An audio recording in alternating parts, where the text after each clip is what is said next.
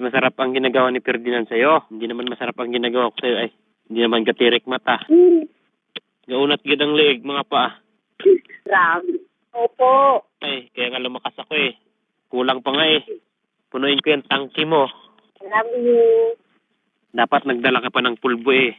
May pulbo naman ako nung time na yun eh. Ba't di ka nagpulbo? Himod-himudin ko pa sana. Ay, himod-himudin ko pa sana. Di ka nagpulbo. Ha? Basta, pag umuwi ka dito. Napapasi daw ako. Pero ang sarap. Hindi ko makalimutan. Bakit sino ba nga ayaw? Nung unang labas, ano pakiramdam mo? Awas-awas, no? Oo. Ramdam mo? Kalat sa banig ay.